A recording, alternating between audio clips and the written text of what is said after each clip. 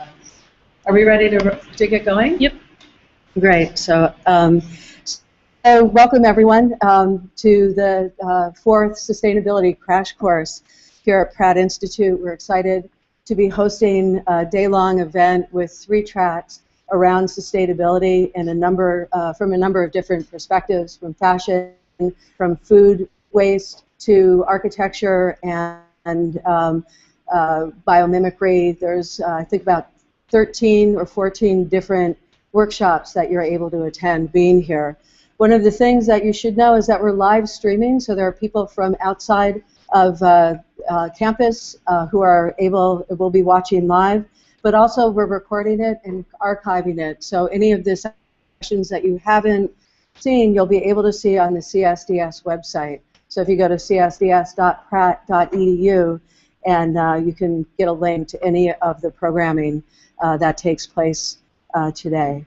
My name is Deb Johnson, by the way. I'm the Executive Director of the Center for Sustainable Design Strategies, and it has been my mission since 2008 to help to get sustainability embedded or integrated into the various programs and curricula here at Pratt. I also direct the Pratt Design Incubator for Sustainable Innovation, and we're just launching our Brooklyn Fashion and Design Accelerator, which is an expansion of the incubator program, and we've just launched it last month. And there'll be some programs throughout the day where I'll be talking more about those initiatives if you're interested. But welcome, everyone. We're glad to have people in the room. We're glad to be listened to by the people online. And our first speaker is Elizabeth Belkin. And I think her bio may have disappeared on me again. But Elizabeth focuses on solid waste and sustainable procurement for the New York City's Mayor's Office. And she's responsible for the development and now oversees implementation of the Food Waste Challenge. And I'm sure she's going to talk quite a bit about that. But it's a voluntary program that invites New York City restaurants to join the city in preventing food waste from going to the landfill. She also leads the legislative initiatives, including the Commercial Organics Mandate. And before working for the Mayor's Office, she researched solid waste planning in China, which took her to landfills, incineration facilities, and recycling markets. Elizabeth also created a specialized consulting firm, Emergence Advisors, whose clients include the New York Power Authority, the United Nations Environmental Program, the United States Agency for International Aid, and the Climate Group. She's worked extensively with cities to make sustainable development a viable option for both developed and emerging economies. And her educational background is in public policy and economic development.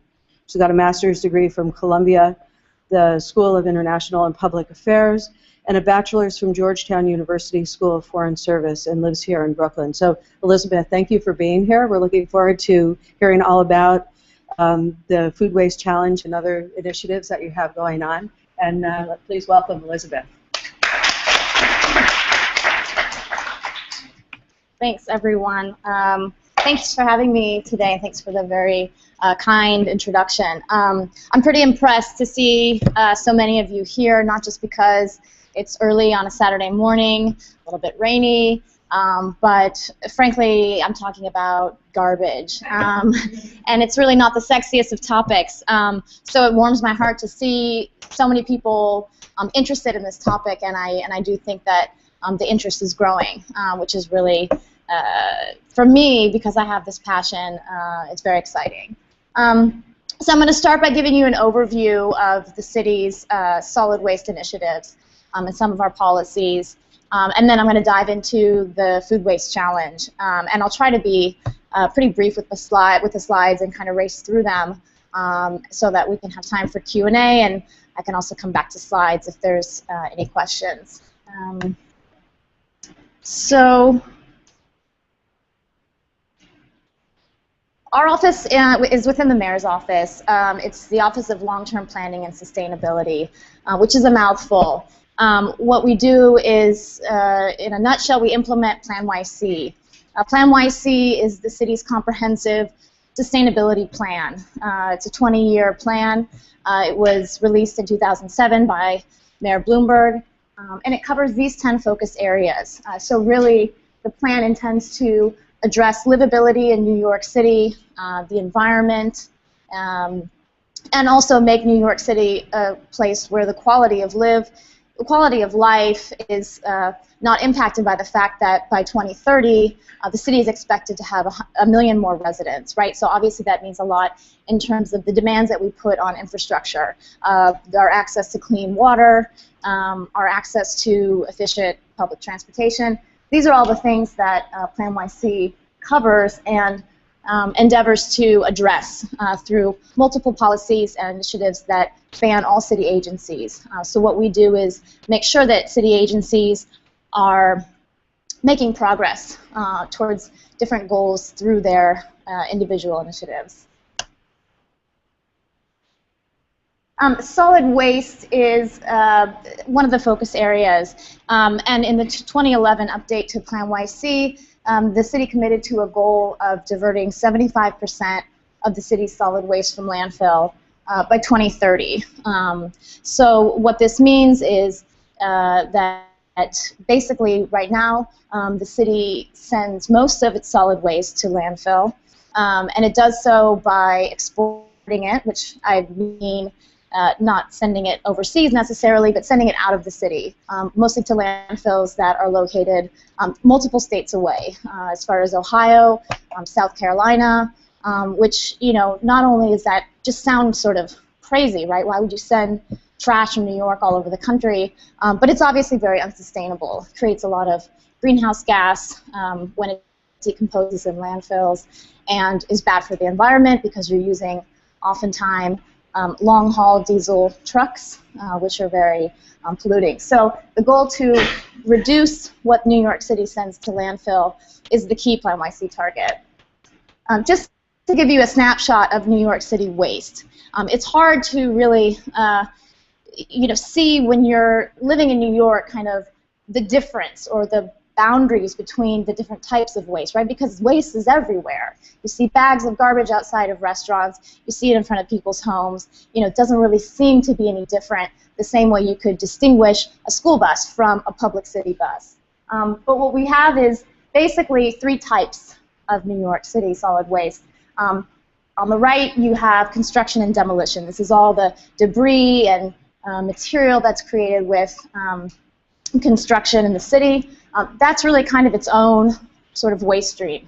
Obviously, it looks very different in terms of the material type and how it's created, and then what happens to it. So the kind of most comparable streams of waste are the residential and the commercial streams. For most New Yorkers, you'll be most familiar with residential waste because that's what households generate. Residential waste is household waste, city government waste, and the solid waste that's generated by nonprofit institutions. So, for example, Pratt might have city pickup, DSNY, Department of Sanitation, waste collection, which would make its waste stream considered part of the residential waste stream. The commercial waste stream is what businesses generate. So, by and large, the commercial and residential waste stream are somewhat similar in terms of total tonnage. They're between 3.2 million and 4 million tons each year. And what's interesting is that the top section refers to what's recycled, right? So on the right you have construction and demolition doing a pretty good job as far as what they're recycling, what they're diverting from landfill. Commercial is also not so bad, right? 40%. Incidentally, the national average is about 30 or 35%.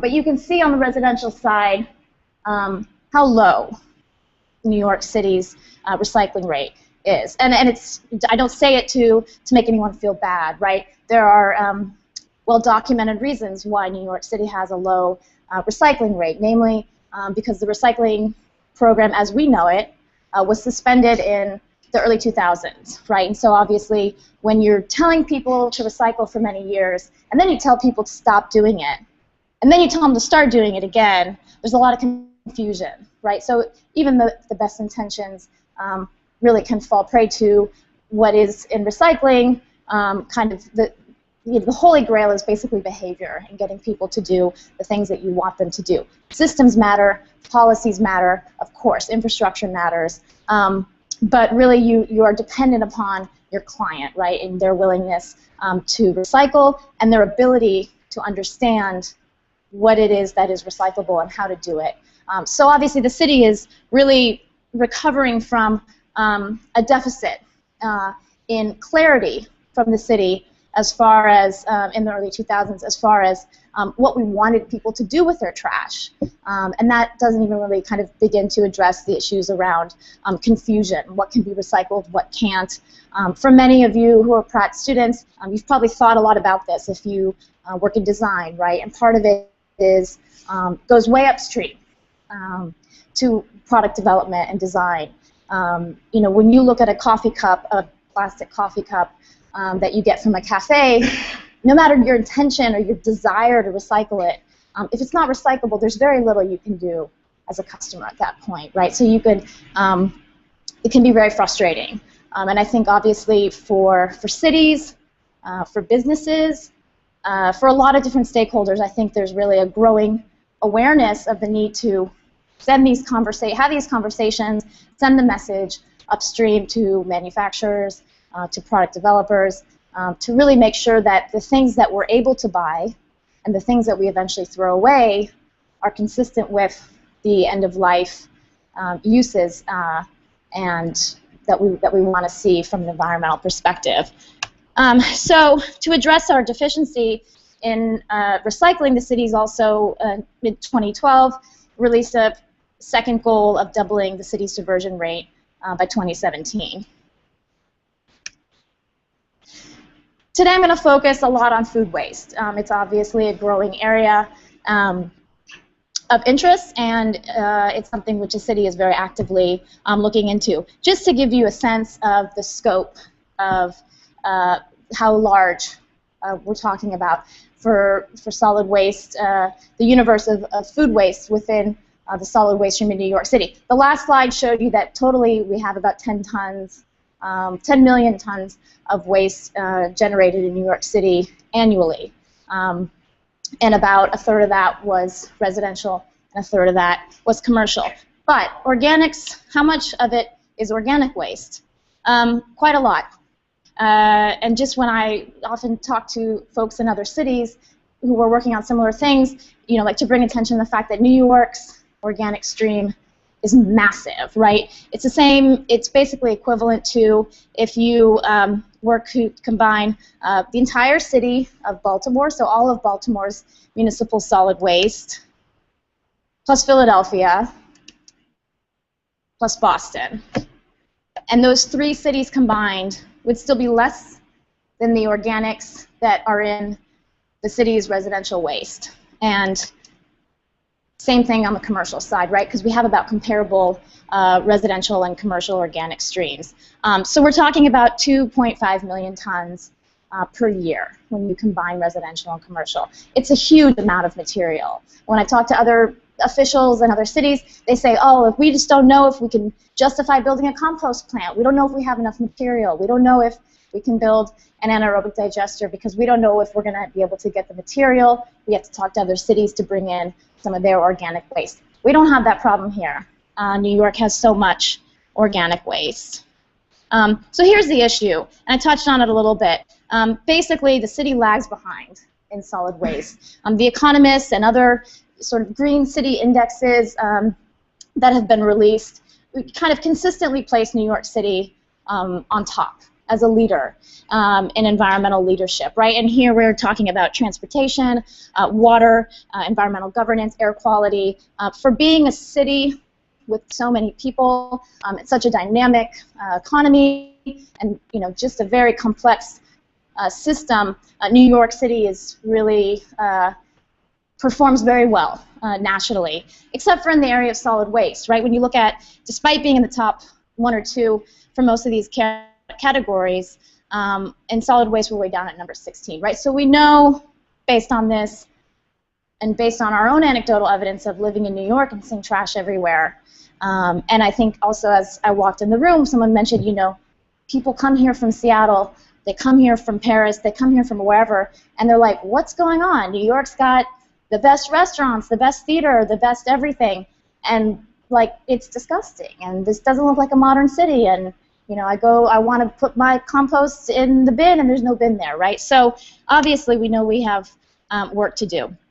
The other reason why organic waste initiatives are so important is because in addition to the amount that I just talked about, the 2.5 million tons of it, it's also about 1/3 of what we throw away in New York City, right? So you can see that recyclables are about 37%. Organic waste is about 35%, right? And once you strip those two away, which are incidentally the two materials that are easiest for us to recycle or to put to reuse or to have some kind of beneficial recovery from, you get very little of what's left, right? About 20% of the waste stream remains, right? So we have this goal of 75%. Can it be achieved? Absolutely. Can it be achieved without organics? Absolutely not. And I think the other important thing, obviously, to point out is that how much are we doing now? Very little. Less than 1% of the city's organic waste is diverted from landfill. And we know, based on the waste management hierarchy and life cycle, for those of you who are familiar with life cycle analysis, that really food waste in a landfill is the worst possible thing for the environment. So with that in mind, here's the opportunity. When you look at the commercial sector and specifically how organic waste is generated, what we've found is that, perhaps unsurprisingly, the majority of the city's commercial organic waste is generated in the food service sector. These are restaurants, hotels, well, not stadiums, but you know, places that are most known for generating or for serving food. So that's not really a big surprise. For that reason, this sector is really the opportunity area for trying to reduce food waste generation, and sending food waste to landfill. Incidentally, it's also probably New York's most fragmented sector, right? So with retail, with accommodation, places like that, you have fewer bigger entities. With food service, you have over 20,000 restaurants, right? So as a whole, they generate about 60% of the city's food waste. But individually, their footprint is very small. So even though it's an opportunity, it also presents a challenge. And now I'm going to talk a little bit about the food waste challenge. These are restaurants that are participating, or the restaurants that have been the early adopters of the food waste challenge. They're really our leaders, and we like to acknowledge them because, you know, they are also leaders in their industry, right? They're the world's best at putting food on your plate, and now they're taking the charge to get it out of landfills. And I think it's also important to point out here that I focus a lot on solid waste generation, solid waste disposal. There are a lot of people that focus specifically on reducing food waste, putting food that is edible to better uses, whether it's feeding people, feeding animals. Those are things that the city is very supportive of, and we try to do that with the Food Waste Challenge to encourage restaurants to prevent food waste, right? That's the best way to not even have it, right? You're going to lower your costs. You're going to, you know, do a lot of things that are going to be good for your bottom line. So that's the number one. That's the best practice. If you have food waste and it's edible, you know, we like to connect restaurants with the city's shelters and make sure that people, the city's needy, can get that food. There's also ways to feed livestock. So these are all strategies that we promote within the Food Waste Challenge, in which many of our participants have already taken strong leadership on. And then, of course, if you can't do that, we want to make sure that it doesn't go to landfill and it gets composted. So here's what the Food Waste Challenge does. As described briefly, we started with restaurants for the reasons I mentioned, and we asked, we invite them to commit to a target of 50% food waste diversion, which we think is both ambitious but also very achievable. And what this does, we think, is help really close the loop on the farm-to-table dining experience. I think for many people who live in New York, this term farm-to-table has become pretty normal, pretty routine. But with solid waste, the whole goal of sustainable solid waste management is really closing the loop, right? You want to make sure that the things that you're using, the resources that you're using, are being put to use after you use them, right? That's the ultimate way, so that we don't just keep taking the raw resources and keep putting them in landfills. So really what this does is help to really close that loop, which is so great, because I think, it's one thing to be able to say, my chicken or my beets come from, 100 miles away. But how cool is it when you can say, my beets were grown in soil made from the beets I didn't finish, right? Like, that's just really cool, and that's part of what we're trying to do here. With the Food Waste Challenge, the city provides a lot of technical assistance to the participants through workshops. We help them understand the new technologies that are out there, either in processing food waste on site, different options for using bins, ways of designing their kitchen to make sure that chefs and busboys and people who are preparing food can most easily just toss it straight into the bin. A lot of it, again, is behavioral, and it comes back to design as well. People don't necessarily have a hard time understanding. I think people often say, like, how do you train staff to, put their food scraps in a separate bin? It's quite natural to people, I think. You just have to make it easy, right? And it's more important to kind of, especially in a kitchen setting, you just want to keep the bad stuff out, right? So training should really focus on, we like to tell people, tell your staff to, not put the plastic glove in, not put the plastic fork in, because it's really about, you have this pure food waste stream, just don't muck it up, right? It's not about having to think about creating some kind of special waste stream, but you already have it. It's already there. So we do a lot of work with the restaurants to test these new methods and to also track what they're doing. I think a big part of the Food Waste Challenge is really to help businesses to understand what it is that they're generating, right? Part of the problem with waste and garbage is that you don't really see it. Like, once it's away from you, you stop thinking about it. You don't think that way about your utility bill, right? Because you're always getting a piece of paper that says exactly how much you've consumed, right? So you're obviously very sensitive, oh, if I turn off my lights, that number will go down, and the amount of money that I pay will also go down. But you don't really feel that way with waste. It's sort of hard to measure, sort of hard to quantify, and there's really not a desire to, I think innately, to kind of to think much about it.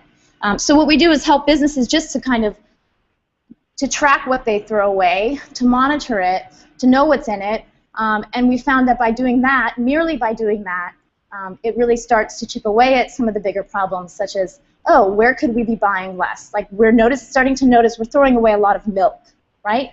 Maybe we can stop ordering so much milk. We're starting to notice we have a ton of extra bread, What could we be doing with this bread at the end of the day? So these are all the things we think that, metrics and data and things like that assist in businesses in a real practical fashion. So here's the preliminary results of the Food Waste Challenge. We started a year ago, and we've already had pretty enormous success based, as I said, we're not taking credit because it's really the participants that have done such a phenomenal job, and really part of that was because we signed on restaurants that we knew would be very committed. So in the fall, we did a waste sort.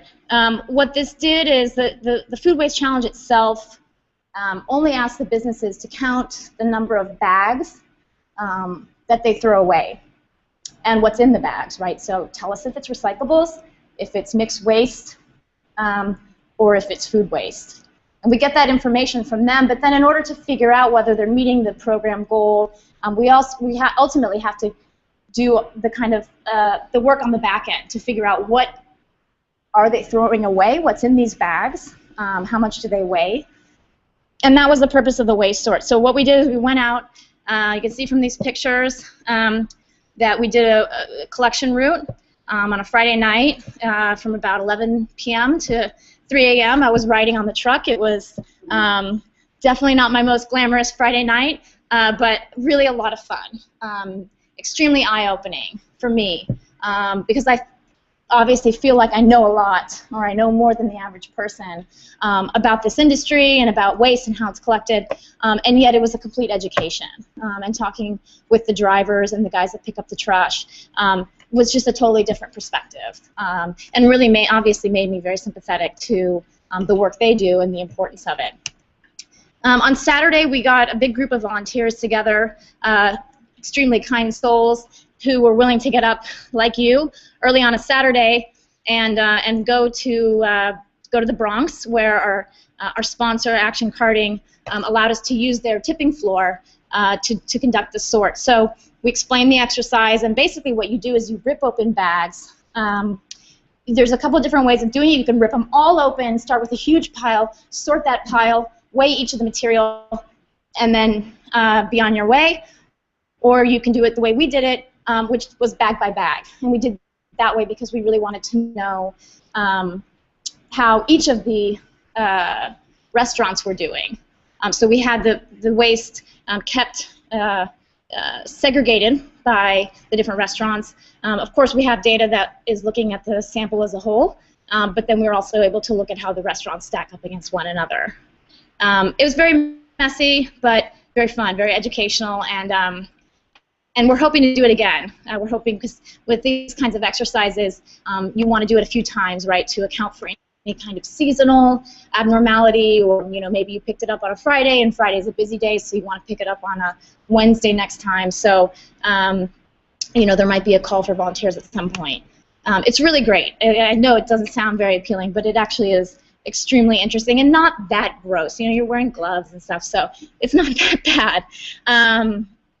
And if you've ever dumpster dived, it's no worse. So here are the results from the sort and from the participants' participation in the Food Waste Challenge. We have over half of the participants have achieved the goal and crossed the finish line. You can see, based on the dotted line, that a lot of them are well above it, right? The green and the orange, green is what's being composted, orange is what's being donated. So you have quite a few that are already well above the goal, and the blue is what's being recycled. So perhaps unsurprisingly, the restaurants that are doing a great job with compost are also doing a great job with recycling.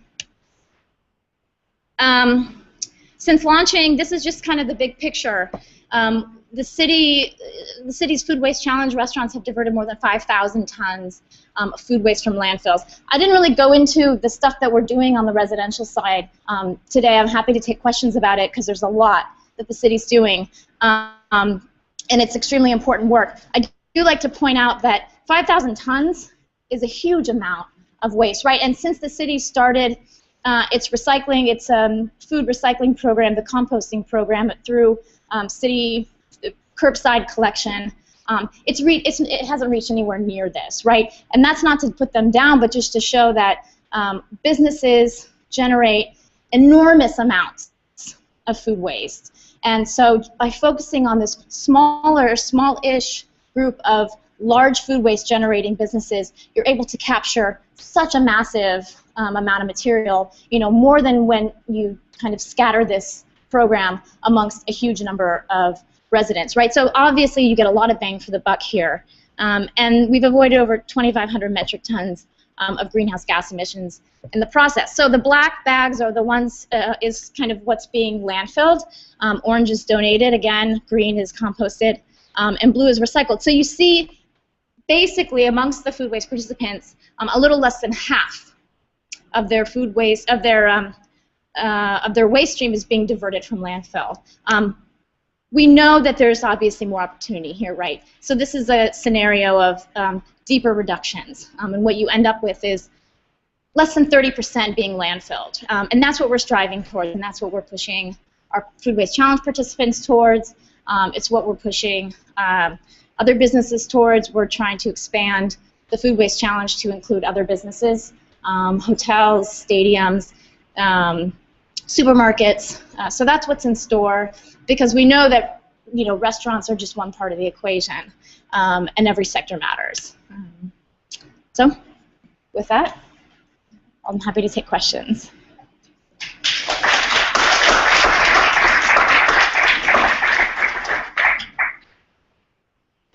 Yes?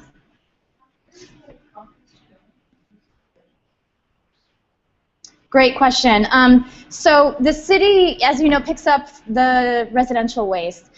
Commercial waste is picked up through private haulers, companies that businesses contract with. And so, some people ask, oh, is the city picking up the restaurant's waste?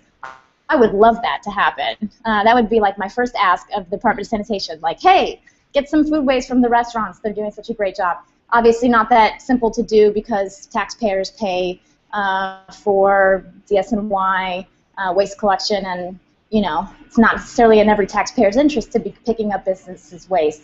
So they're on their own. They have to contract with the private hauler. And there are a few in the city that offer composting service, compostable waste collection service. This has been a problem. One of the problems with the marketplace in New York is that, you ask the haulers, why don't you offer this service? And they say there's not enough people not enough businesses that are doing it to justify the investment in, the trucks and the routes and so on and so forth. And then you ask the businesses, why don't you compost? And they say, well, there's not enough haulers that will take it, right? So you have this kind of chicken or the egg problem.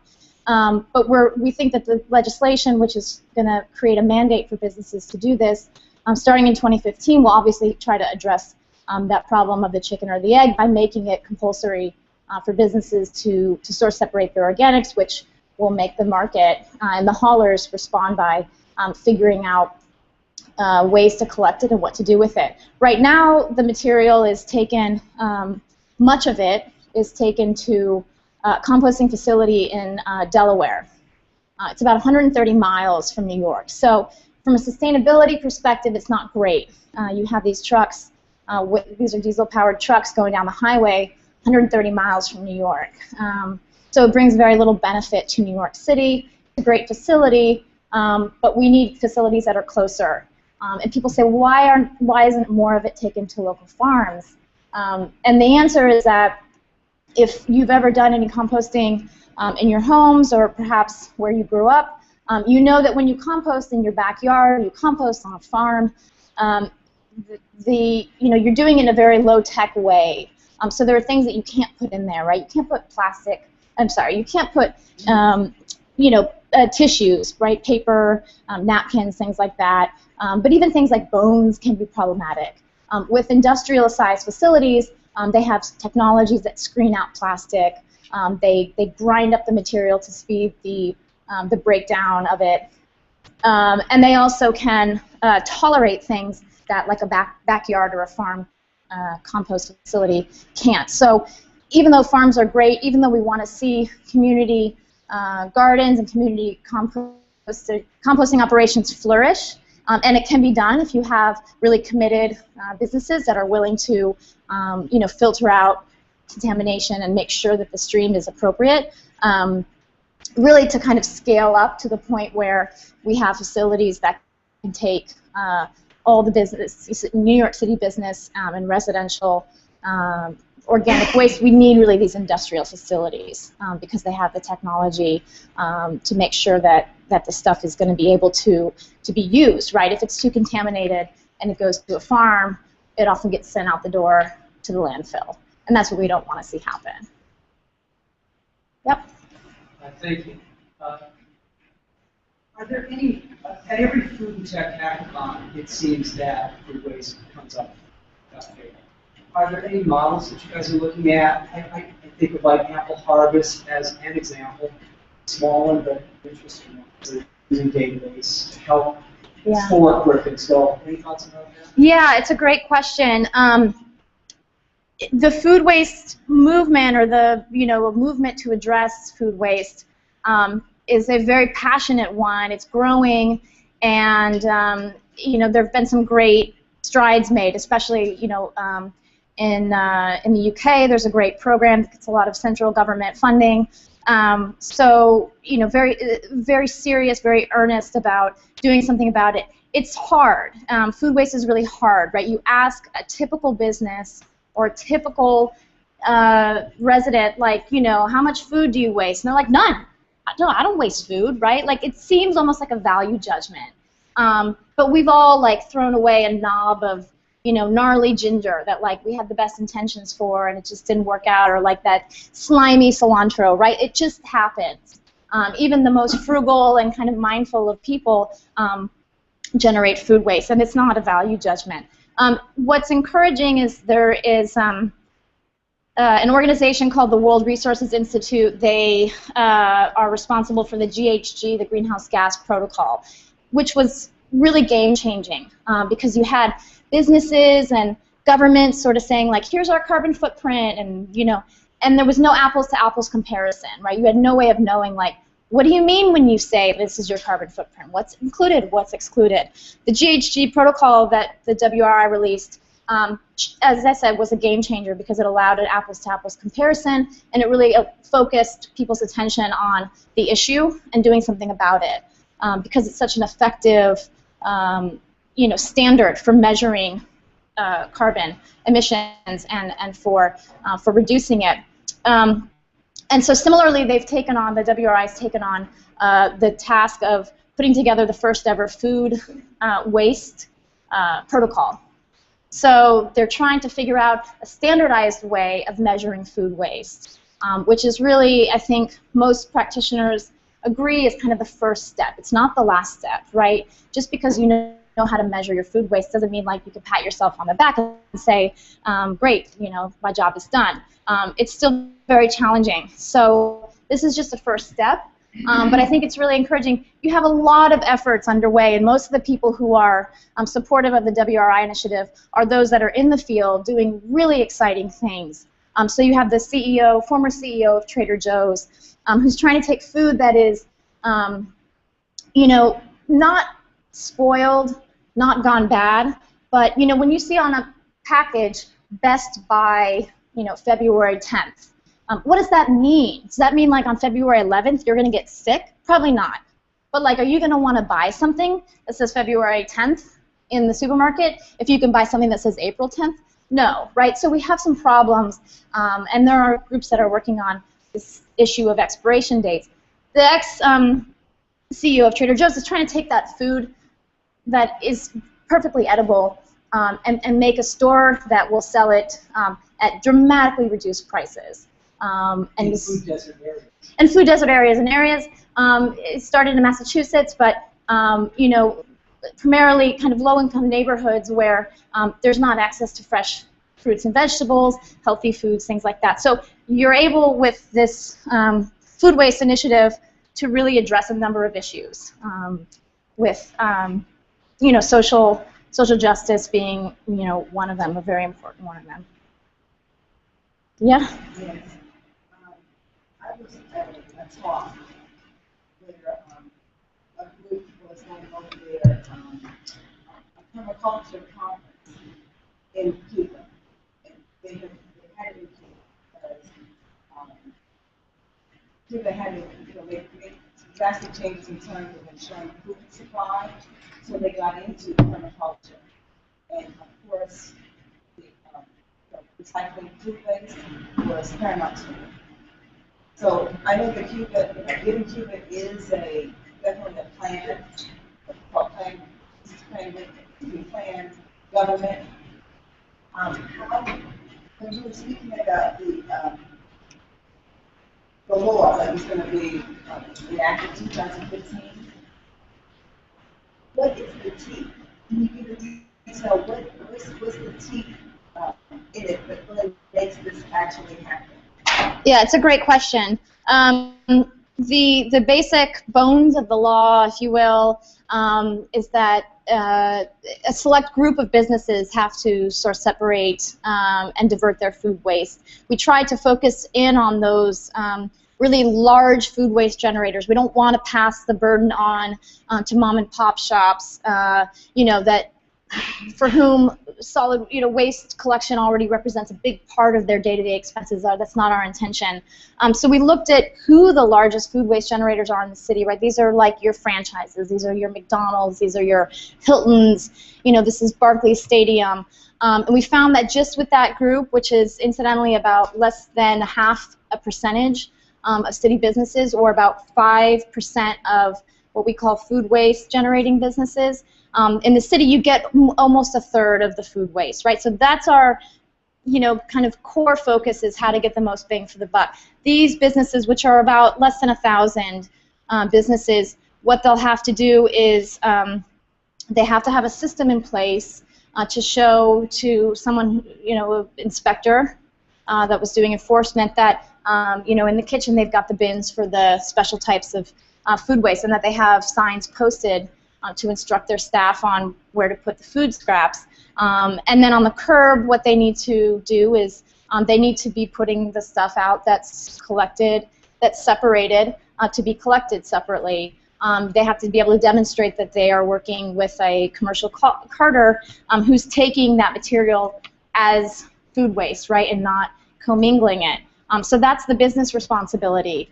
The carters, the companies that collect the waste, are also going to be on the hook, right? Because the legislation will be for naught if you have businesses that are investing their time and resources to implement a program, and then you have these kind of, sometimes shady haulers come, and, they come with one truck, right? And they're like, oh yeah, don't worry, yeah, it's all good, right? Like, in go the bottles, in go the food waste, right? Like, that's not something that's going to work. We need to make sure that those guys are on the line to keep the stuff that's food waste separate.